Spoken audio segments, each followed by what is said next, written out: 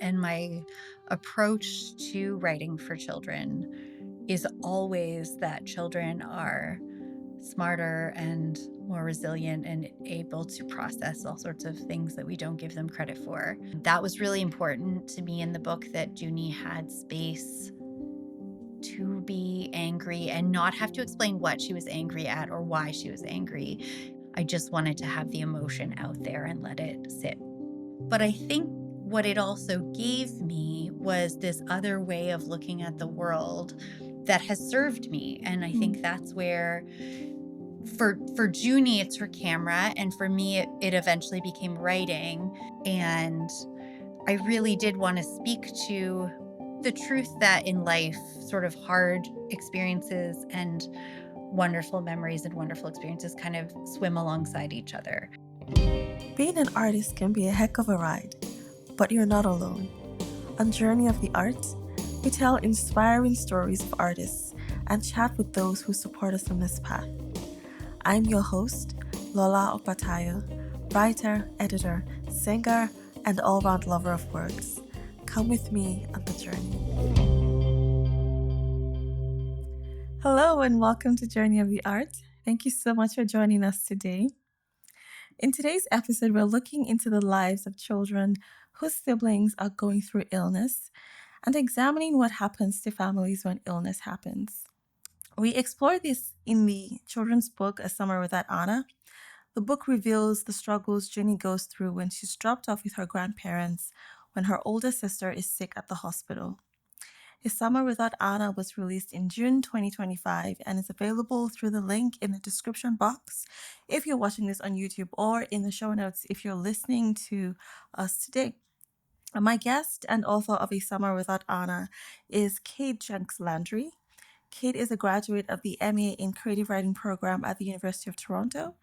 She's the creator of the blog The Needle and the Knife, where she interviews other creatives about their life and work. And she's also the author of Beatrice and Barb, launched in 2023. Her forthcoming book, All the Basements and Blackberry Street, will be published by Kids Can Press in 2027. Welcome to the show, Kate. Thank you, Lola. I'm excited to be here. Yes, I find it very thrilling, like I said to you before, to interview the interviewer. So it's going to be fun. It is. I'm excited. Let's go. Absolutely. Well, before we begin today's conversation, here's another reminder to check us out on Spotify, Apple Podcasts, or wherever you get your podcasts. Remember to listen so you can listen on the go, follow the show, and leave a comment. This really helps to boost our visibility, so more folks like you can discover and join the community. Also, please feel free to connect with us or me on Instagram at Journey of the Art Pod, and leave a comment. Share this podcast with someone, let someone know. Okay, Kate, let's get into it. Yeah. So I always like to trace the origin of ideas. And so I have to ask, where did the idea of this book come from? Well, I think this book is one of those stories where sort of several different seeds come together to kind of create something. So my own personal childhood experience was similar to Junie's, but not exactly the same. I had a brother that was ill and was hospitalized for a significant part of my childhood. And I always knew that I wanted to write about that experience in some way. But every time I sort of tried to write about it head on as a straightforward memoir, it just didn't feel quite right and it didn't come together. So that was always kind of in the back of my mind. And then during the pandemic, one of the things that I would do to kind of cope with feeling stuck, feeling like time was kind of this elastic, tricky thing that I couldn't keep track of, was to take these long walks around my neighborhood. And I started noticing and photographing sort of what was changing in my neighborhood week to week as a way of kind of marking time. So things that I had never noticed before, like our neighborhood at the time had a lot of empty lots, and those lots would become kind of overrun with weeds that would grow because no one was pulling them until they were as tall as I was, and I would kind Wow. of, document those, or I would document the way the trail along the river by my house would flood with different types of wildflowers, different weeks of the summer, and snakes and turkey buzzards and all of these other things that would wander in, and I sort of started thinking about a book that used photography as a way of marking time. Mm, Um, and then I sort of thought, well, what if I wrote a kid's book where I gave the character a camera? Um, and then I thought, maybe she's kind of on her own for the first time and figuring things out and using this camera to do that. And then all of a sudden, I had this sort of notion that maybe this is the right vehicle for talking about that childhood experience in a way that was sort of mm, auto fiction rather than memoir. So, taking elements of my real experience and mm, fictionalizing them. So, these kind of different pieces melded together to create this story. mm. I really love that.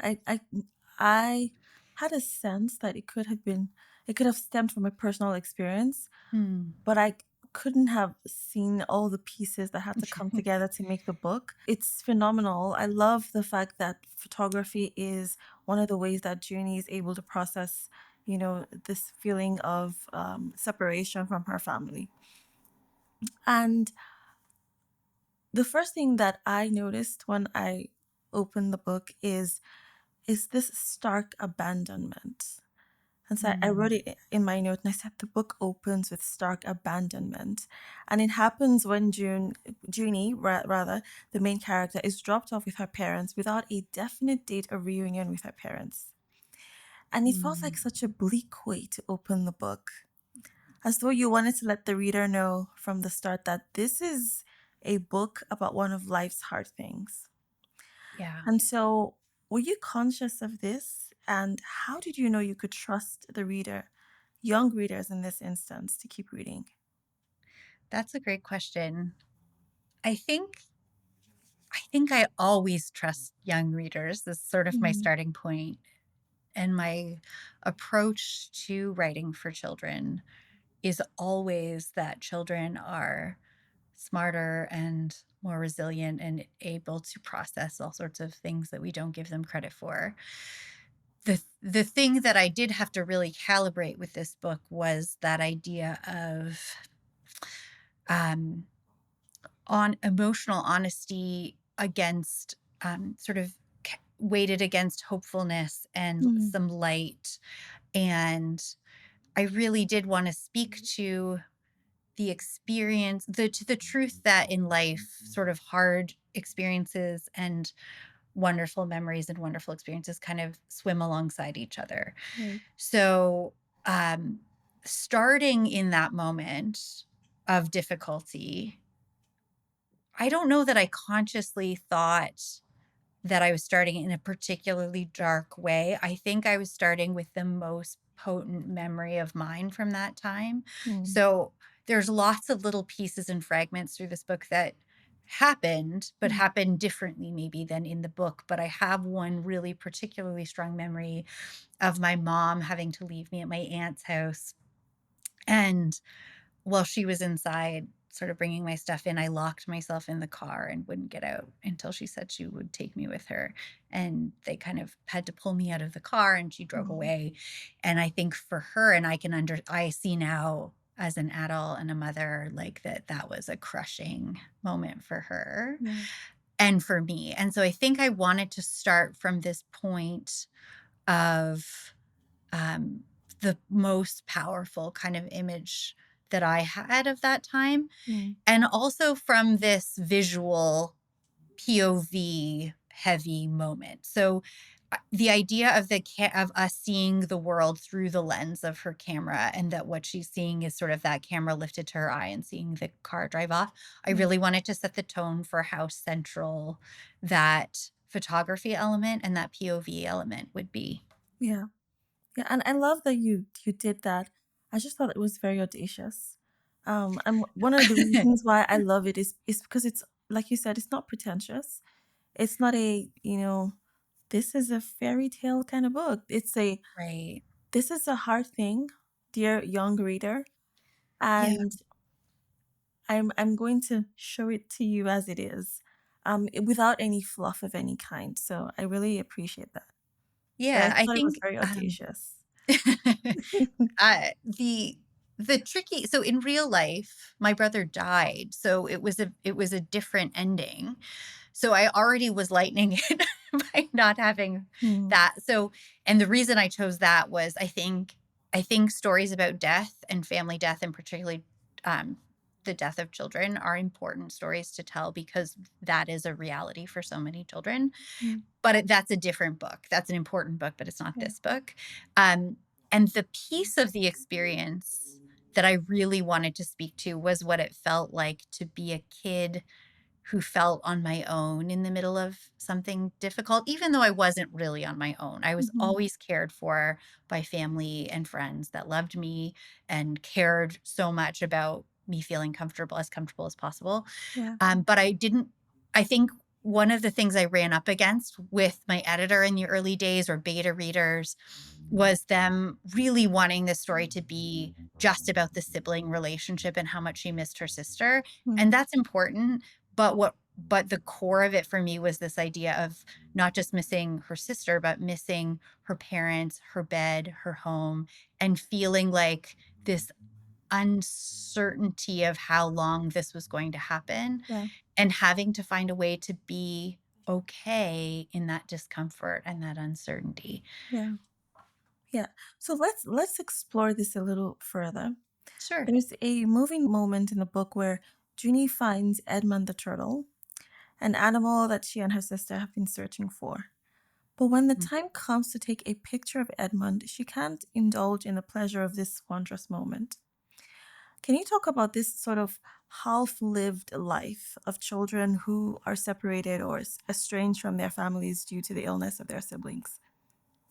Yeah, I think it was really important for me to have these ambiguous moments in the text, um, where it's not necessarily clear on the surface why she's behaving in a certain way or making a certain choice. And it's been really interesting, uh, sharing this story with in classrooms and with readers, because kids have different ideas about why she doesn't take that picture. Hmm. Um, I think for me, ultimately, it was about her feeling like she wants to that moment is really about her and her sister, and that without her Yeah. sister there, it doesn't mean the thing she wants it to mean. Yeah. So she wants to wait, and in some ways, it's ultimately a fairly hopeful gesture that there'll be another summer where they Yeah. can repeat this. But I think I wanted there to be an emotional ambiguity in that moment where she is frozen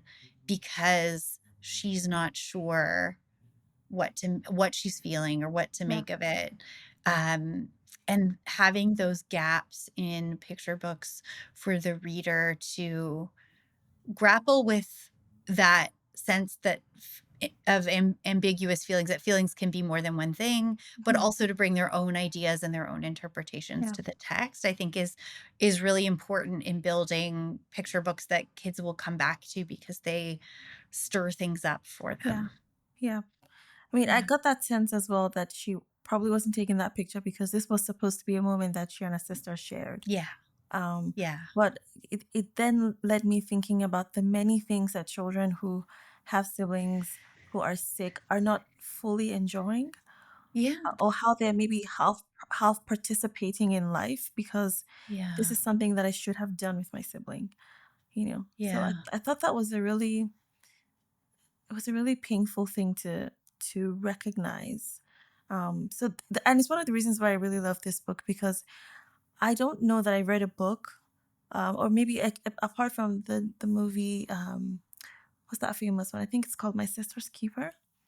Yeah. I can't remember that the sibling I think dies in that movie as well, but there aren't that many. I haven't, or at least I don't know of many materials that explore this idea of what happens to the sibling who is watching all this pain from Yeah. afar, and they can't like participate in life as they normally would. Yeah, I think I definitely had a very clear sense as a child from this experience that the world was not as stable or as secure as most of my peers thought, or as I had thought. Mm, To be that young and have this awareness that you understand something about the fragility of life that those people around you don't, it does sort of feel like you're living on an island or another planet in a way. yeah, And I think that is tough, but I think what it also gave me was this other way of looking at the world that has served me. And I mm, think that's where for Junie, it's her camera, and for me, it eventually became writing. This idea of art as a way of looking at the world and making meaning out of your surroundings and your right. circumstances, and piecing those things together in a way that evokes something or communicates something. Mm, So I think even though there were things lost, and that is when you put it that way, that idea of her half living in that in between time and kind of giving up a normal childhood experience, that's yeah, very sad. But I mm, also think there's this perspective and this way of looking at the world with deep attention and yeah, um, a deep search for meaning and a deep empathy for what other people were going through. Like I was sort of watching this adult world unfold around me. yeah. And even though maybe because those adults weren't trying to communicate to me what they were feeling, they were trying in a lot of ways to keep it from me. I became very good at reading adults' Mm. emotions in a way that I think served me as a writer later. I love that. And as we're talking about, observing people and all of that, there is also how the character Junie handles things. She's an Mm, observer, but there are moments when she's angry. yeah, And anger is one thing that Junie struggles with when she receives disappointing news about her sister's health. And I love yeah, the fact that her grandparents rather, don't reprimand her for being angry. Rather, they allow her to find solace in her own company, but they also mhm, balance this by engaging her in outdoor activities. So it's this balance of we're giving you space to have to work out your feelings, but we're also not leaving you to yourself. We're pulling you out into nature and helping you to engage.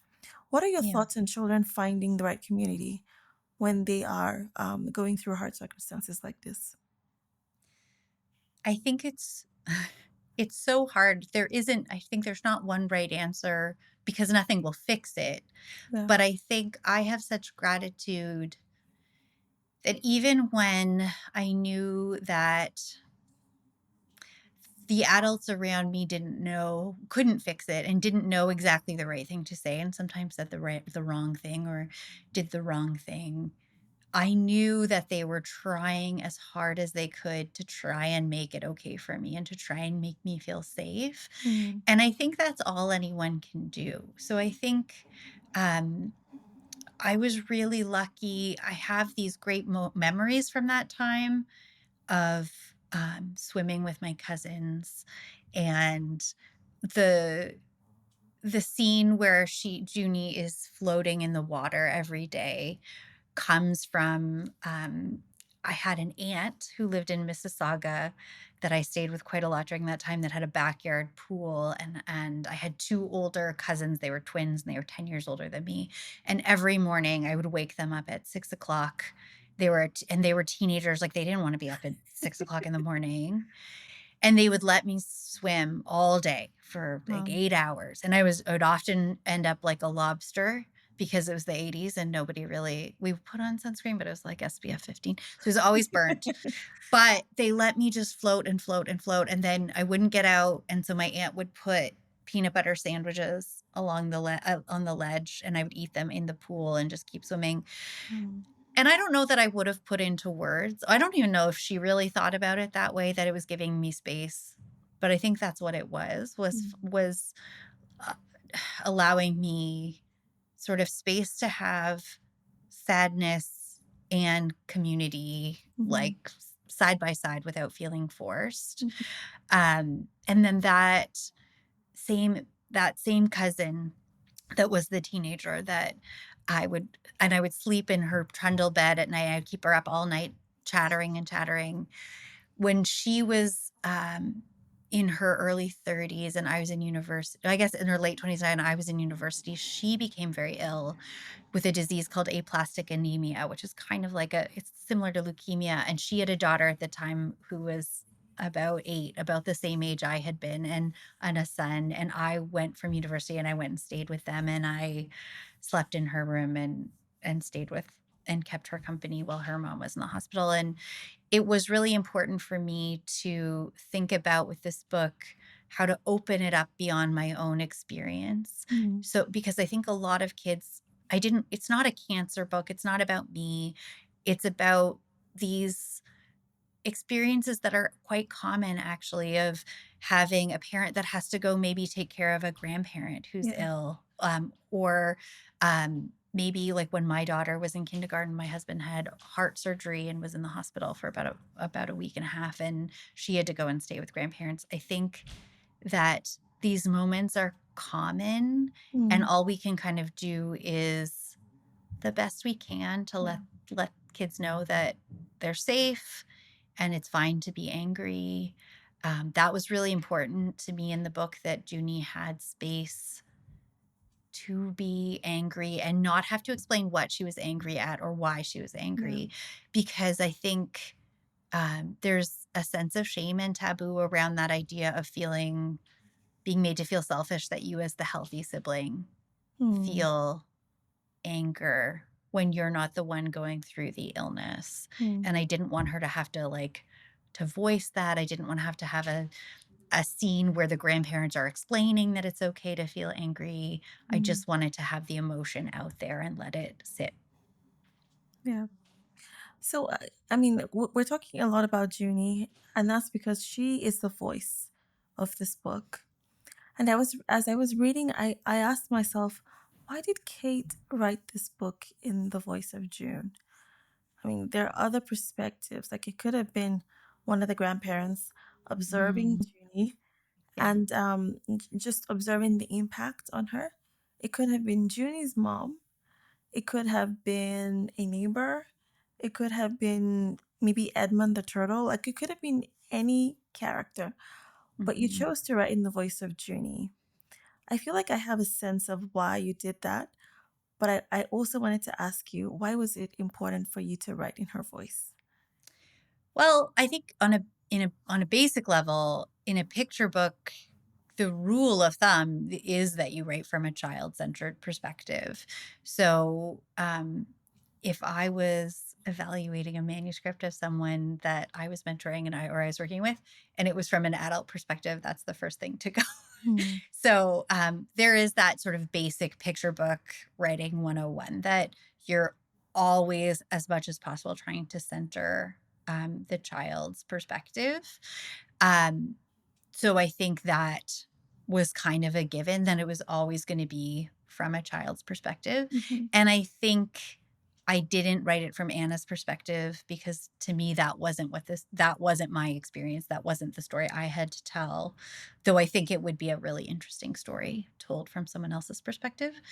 Um, but also because it was a story about figuring it out, not about being an adult looking at a child going through this. It Yeah. was about being in uncertainty and coming through that Yeah. and finding a way to piece together meaning and comfort Mm. out of an experience. And I think seeing her as our the looking was the really important part of it. The watching her watching the world Right.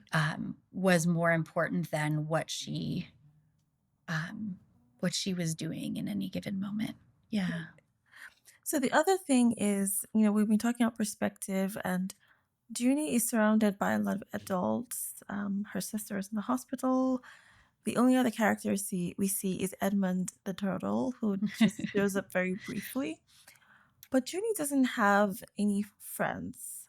Mm. Or, I mean, this is her grandparents' place. So, Yeah. I mean, in a sense, it's a given that she wouldn't find her friends in that place. But maybe there was a child, cycling around in the area or something. There was really no contact with any other child. And I found this curious. And I guess my question was when I was, observing this is it difficult? Would you say that it's difficult for children to sort of have this conversation with their peers? Or was this just peculiar to Junie? That is an excellent question. And to be honest, that's not something I've ever thought about with this story. But as soon as you say that, that's obvious. Um, I think both things are true. I think when I was going through this, I would not have talked to my peers about it because it would have been like I was speaking a different language. Hmm. And I think I think they would have been empathetic or sympathetic. And I think there would have been a lot of, I'm so sorry for you. But the questions I was asking myself and the questions I was interested in were sort of bigger, unanswerable questions about the way the world worked and why things happened and how things happened that were so far outside of what I think that conversation could have been. Hmm. And I don't know that I had the words to express that then, but like I think I would have been very irritated if if I tried to have that conversation and I think it would have been a lot of like, poor you. I'm so Yeah. sorry for Yeah. you. Whereas I was this sort of strange little 7-year-old who had was all these I think a lot of what was happening for me was very internal. I didn't Mm. speak to anyone about it. I wrote about it. I talked to myself about it in my own sort of internal monologue.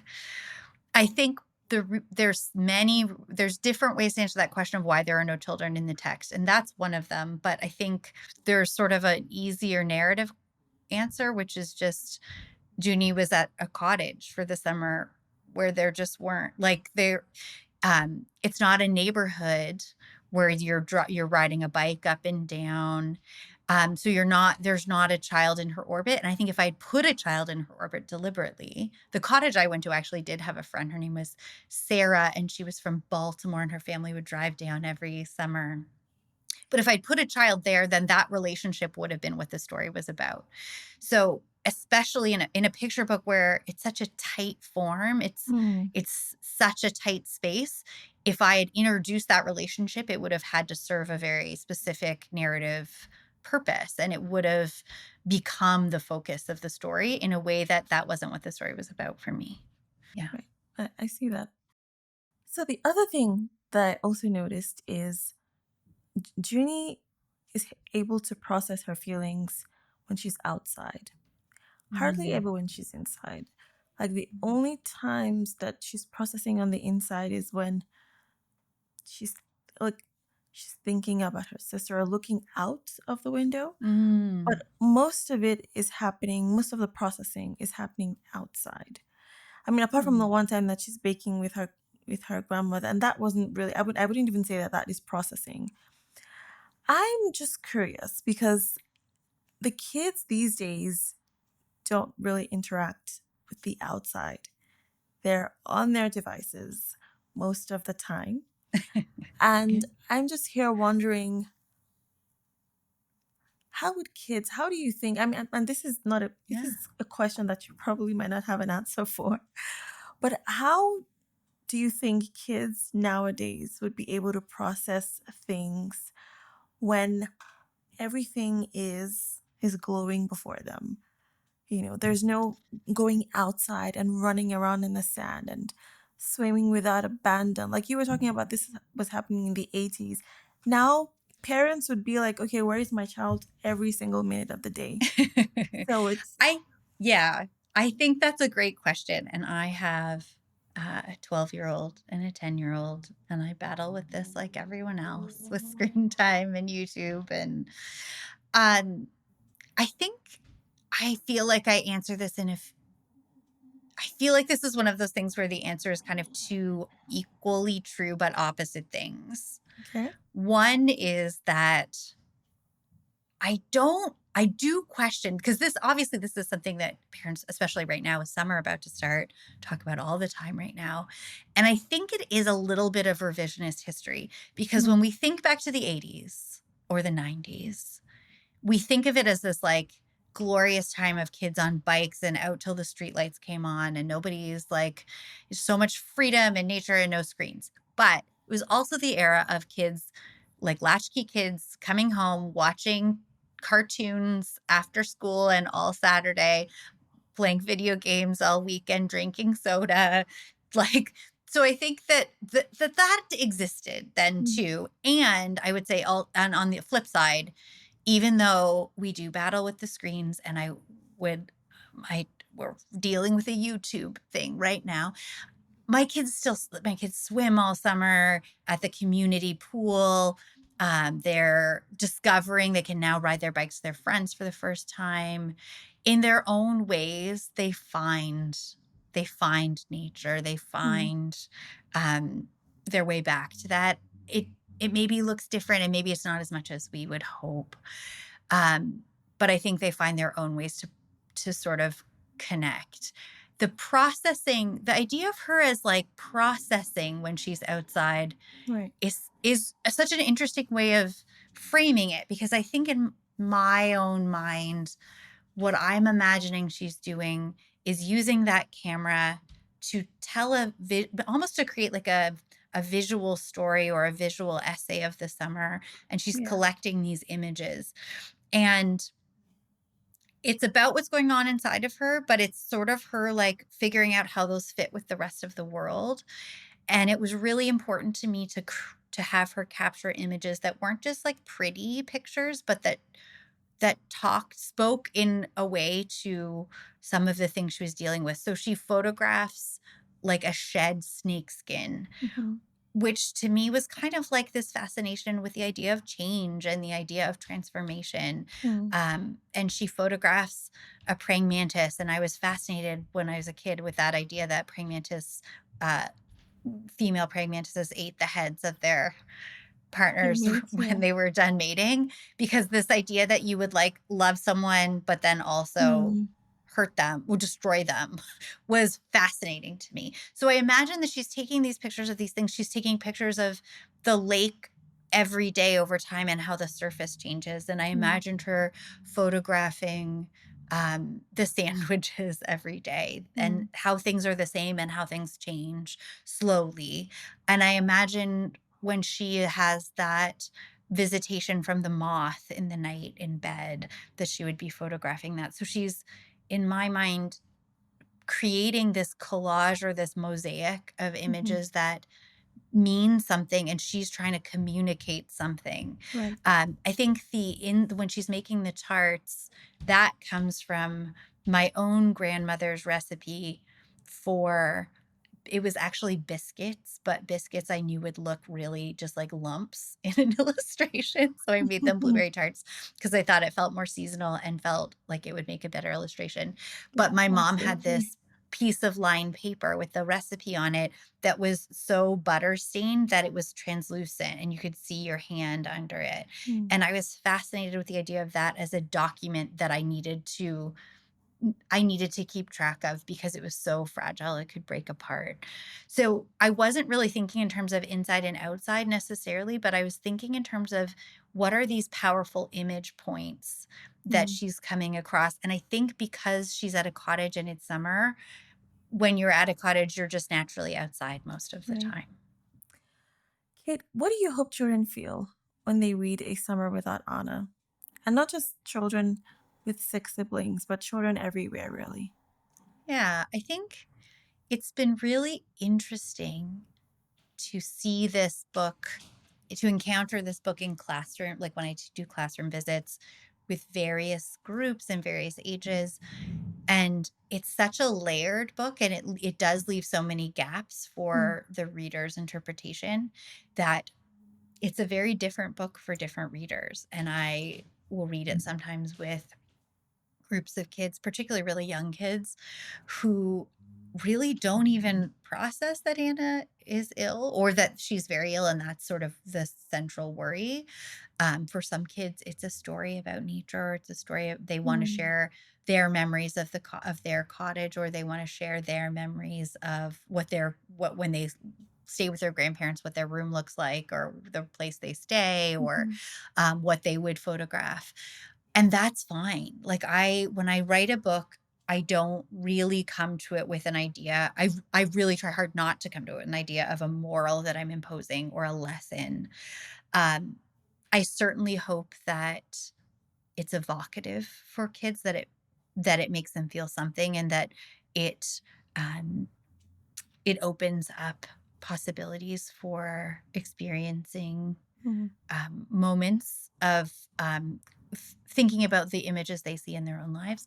But I'm happy for it to be whatever each individual reader wants it to be. mm, Um, and I hope there is a subset of readers out there, maybe that don't have an ill sibling, but that have these experiences that are beyond what people think of as childhood experiences, mm, and then are left sitting with this idea that they are somehow living on another planet or are odd because of it. And I that feeling was the hardest part of it for me, because my brother was younger than me. When he passed away, he was only 5, and he was a toddler a lot of the time he was sick. So I remember him, but not clearly. But what I do remember is this feeling of being other than, and being kind of becoming a very internal person as a young child. And so I really want kids to sort of see this and think like, uh, my internal monologue, my way of seeing the world is valid and mm. is fine. Uh, but beyond that, I'm happy for kids to connect with it in any way that is natural for them. Yeah. I love what you said about for some kids, it's a nice book about nature and interacting with nature. And For that's some fine. kids, it's about my grandparents' house, and for some kids, like that's a really wonderful way to see I how children can react to it because I didn't think about that. I think that picture books really, I think good picture books are these kind of s- durable texts. They're deceivingly short, and can be deceivingly simple. But Hmm. if it's going to really stick, it has to have all these different ways in for different kids. It has to have things that will bring a reader back. Um, and I think I'm always thinking too about how I'm going to bring this text alive for readers in real life, whether I'm in the room or not, because usually I'm not. For this one in particular, I have had a lot of fun. When I do school visits, we make paper cameras that have a little cutout viewfinder and a film strip, and they create by drawing what they would photograph. And sometimes we frame it as, if we're outside, that we're going to Mhm. use the viewfinder and hunt for something to photograph with our pencil, like that we're Yeah. going to be looking closely, like Junie looks closely. Sometimes we use our imaginations, especially if we're in a gymnasium or a classroom, and we think, in my own life, what are the special views or images that Mm, I would capture?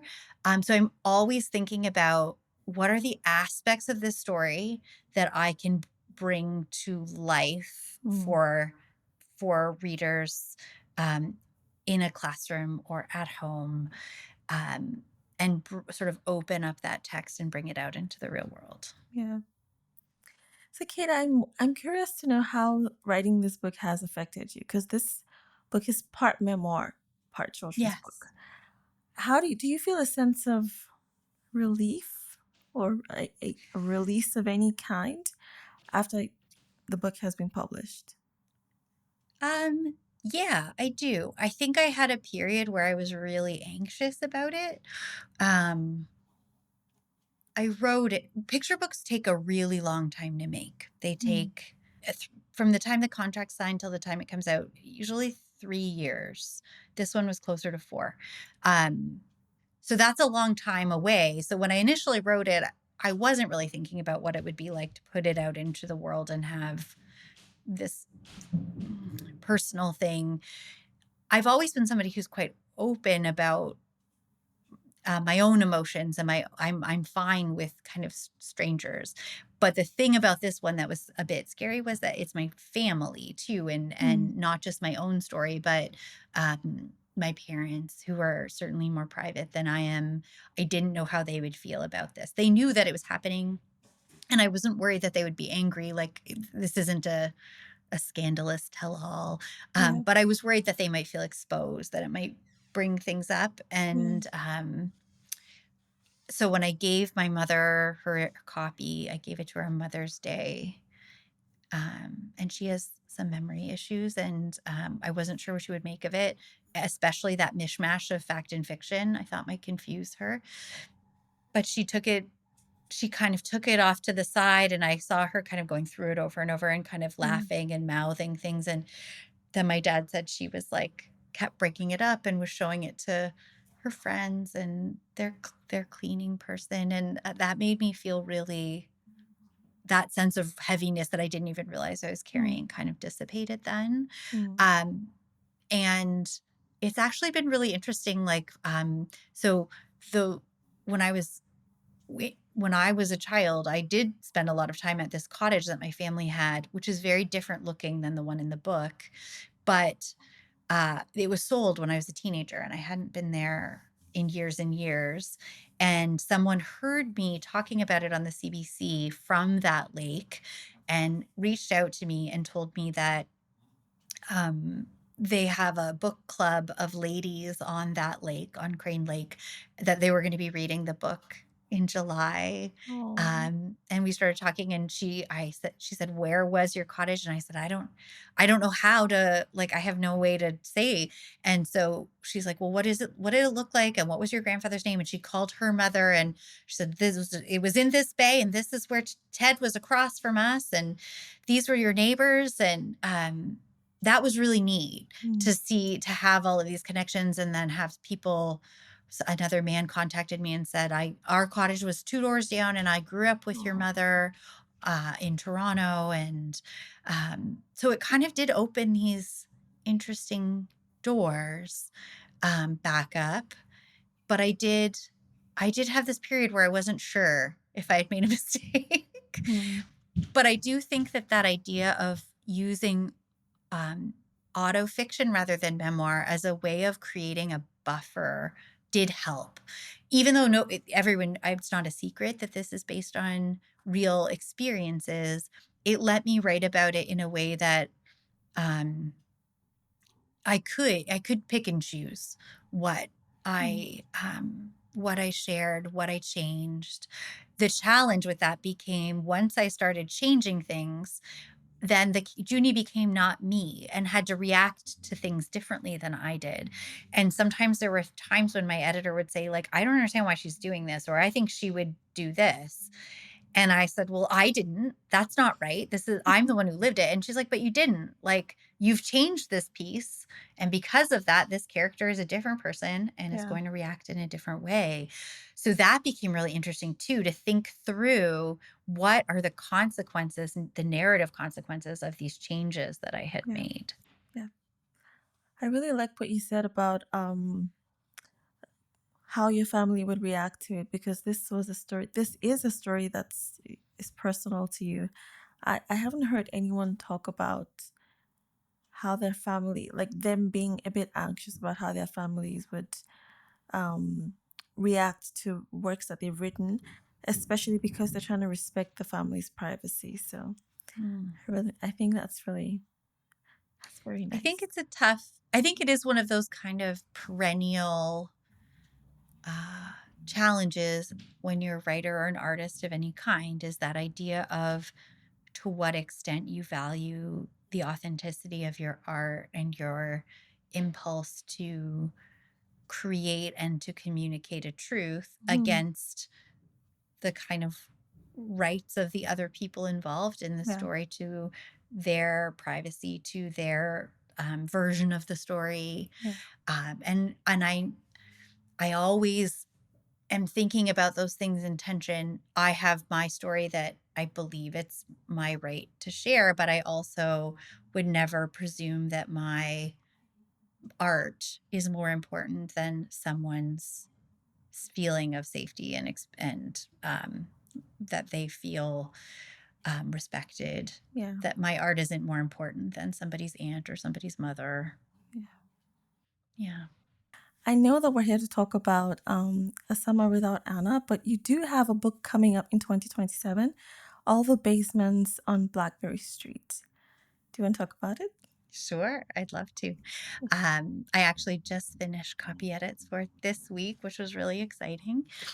So, it's a very different story, and it began, with the idea of when my younger child, May, was a toddler or preschooler, they really loved books that, they could really pore over the illustrations, things with lots of detail, very maximalist. They really loved Where's Waldo or, like, Richard Scarry, Busy Town books. So I started with this idea of wanting to create something for readers like that, that Mm, loved like pocket worlds where each page was its own world. Um, and then I also had this idea that I'd never read a book about basements. Like when you're writing picture books, you're always trying to think of like, what is the thing that you haven't seen that there are not 100 books about already? yeah. And so I had this idea of what if it was just all these weird basements on this one street? Or even before that, I started just with the idea of what people keep in their basements. Before it got weird, I had just made kind of a list poem of like holiday decorations and old skates that don't fit anyone and broken Mm, furniture no one's ever going to fix and gym equipment. And slowly that evolved into this world where each of the basements was like a world within this larger universe of this weird street, Blackberry Street. Um, and then, my that was the book that got me my agent. Her name's Bridget, and she had this idea that what if we took this book that was really episodic, but also had more of a narrative thread. mm, So I had a family that was kind of weighted a little bit more heavily that came in near the end, and she said, "What if we led with them and we created kind of a narrative where we followed this family?" So I had this idea that what if it's a family that's just moved to the street and has never had a basement, because lots of people in the world don't have basements and they don't know what to do with it. And then we get this sort of cheeky narrator suggesting maybe they should look to all their neighbors, and so we see what's in all the neighbors basements. um, ooh, sounds and interesting. it was so fun to make, and it ended up with my same editor that also did Beatrice and Barb and, A Summer Without Anna. So we have kind of a really great working relationship now where she knows where to push. Sometimes I need to be pushed, and, she kept coming back saying, like, "I don't think the ending is, like, it's not enough. It's Yeah. not surprising." And I would kind of go away and grumble and be like, "Well, what more does she want?" But that pushing made me come up with what ended up being, I think, the best twist I've ever come up with. It involves a flood, it involves a giant octopus. Uh-oh. Um, it's named Mel. So I think this book is going to be one that is going to be a blast to take in front of class to do school visits for. I'm thinking of like basement themed crafts we're going to do. So Sounds like something that could even do well in Hollywood. Like I could see that becoming a oh, from your mouth to God's ears. I think, I just want this one. The last book meant so much to me, and Summer That Mm, Anna has meant so much and has been such a wonderful experience, but it's been an intense experience, and I'm really looking forward to the idea of the next one. It's, like, a little bit scary, almost like it's got, like, a little bit of a sort of junior horror vibe, but in a fun way.